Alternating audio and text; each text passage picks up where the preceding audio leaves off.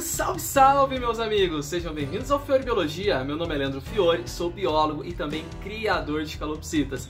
Nessa semana eu me deparei em várias páginas aí de criadores de calopsitas, vídeos, Instagram, falando da mudança de nomenclatura para as mutações, para os tipos de calopsitas. Por exemplo, esse meu lindão pérola aqui, não posso mais chamar de pérola não, é opalino. Se chamar de pérola tá errado. What? Será que é isso mesmo?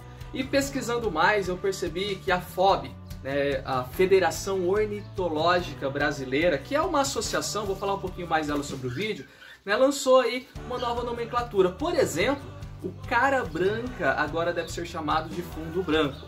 Ou ainda, eu anotei até aqui, ó, o prata dominante, que é a calopsita mais cara aí no mercado atualmente, é o diluído dominante.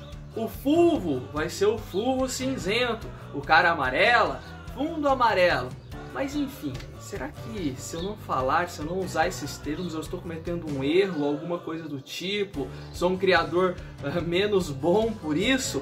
Bem, eu tenho uma visão bastante crítica sobre essas nomenclaturas, e sobre vamos dizer assim, a campanha que muitas pessoas acabam fazendo para estar mudando na marra, na força, a forma como as pessoas gostam de falar ou estão acostumadas a falar. E é sobre isso que nós vamos discutir nesse vídeo, beleza? Bora lá!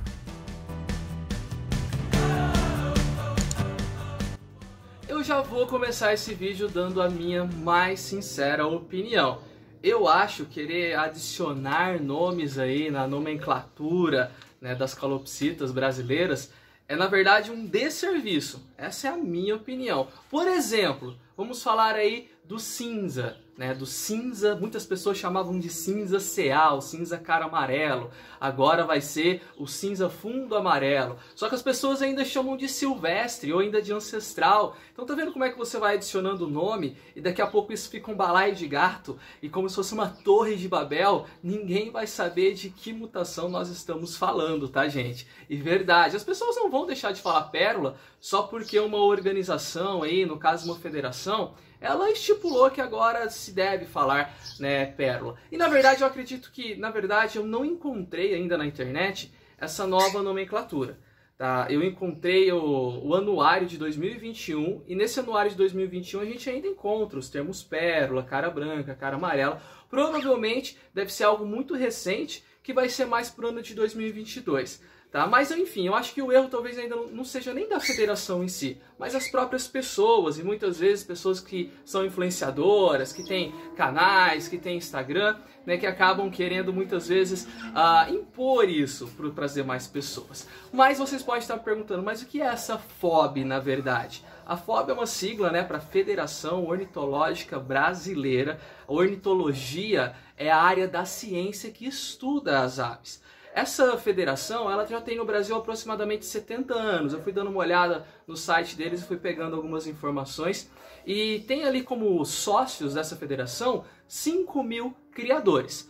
É um número relativamente grande, só que pequeno se a gente for pensar na extensão de todos os criadores do Brasil. No Brasil estima-se que existe cerca de 500.000 criadores amadores. Então a FOB basicamente ali tem como associados apenas 1% do número desses criadores. Não estou falando que ela não é importante, tá? Ela é muito importante, principalmente no trabalho que ela faz, junto ali aos políticos, deputados, para estimular a aprovação de leis e muitas vezes impedir leis que pretendem muitas vezes acabar com a criação de aves domésticas, como de calopsitas ou ainda de aves exóticas. A FOB, tá, gente, é associação apenas para aves domésticas e exóticas. Na FOB eles não têm autonomia sobre as aves, no caso, nativas, ou ainda muitas vezes chamadas de silvestres da nossa fauna. Isso já fica mais a encargo de órgãos ambientais. A FOB não é um órgão de caráter legislativo ambiental, é uma federação. E nessa federação, eles meio que coordenam uma série de associações. Provavelmente no seu estado, talvez próximo da sua cidade, deve ter uma associação da FOB. E ela acaba fornecendo para os criadores anilhas e também promovendo encontros e os famosos torneios. E daí muitos criadores pautam toda a sua criação nessas normas de aves para torneios, porque isso acaba agregando na espécie um certo valor econômico. Bem, eu não vejo problema nenhum nisso, eu acho super da hora. Eu já até assisti alguns vídeos, nunca fui em um torneio, mas já assisti vídeos no YouTube, no próprio YouTube da FOB, né, de como é organizado, como acontecem esses torneios, eu acho muito legal. Mas isso não tem nada a ver com melhoramento genético. Um criador me falou que, né, se você quer fazer um trabalho sério com calopsitas de melhoramento genético, você tem que aceitar as regras da FOB.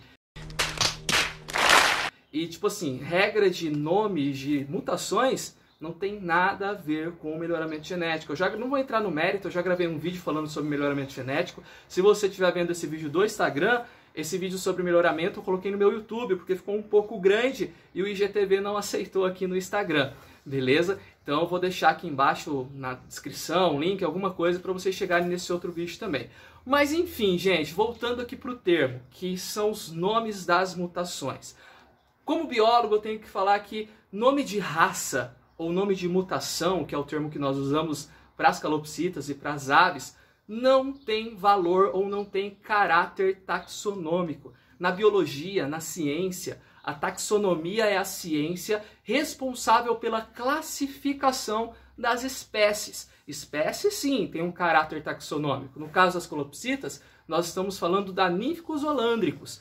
Tá? E cada espécie de ave vai ter o seu próprio nome científico, que só é um, tá? Não tem dessa de ficar alterando o nome científico à torto e direito, conforme a vontade de algumas pessoas. Agora eu vejo que, devido a essas mudanças, né, recorrentes na nomenclatura, acaba fazendo um verdadeiro balaio de gato. Daqui a pouco a gente vai ter muito mais nomes de mutação do que mutações propriamente ditas. Beleza? Essa é a minha humilde opinião. Se você tem uma calopsita, se você tem uma página aí, é um influencer desse ramo, eu acho que você só vai criar mais confusão trazendo à tona essa nomenclatura sem estar explicando. Ou na verdade a pessoa vai ter que fazer um post lá, essa é a minha calopsita cinza, cara amarela. Não, digo, é a calopsita fundo amarela, cara amarela, silvestre, ancestral, né? É muito comum ainda eu ver calopsita cinza, cara amarela, entre parênteses, silvestre, porque a maioria das pessoas, essas 500 mil pessoas que criam aves no Brasil,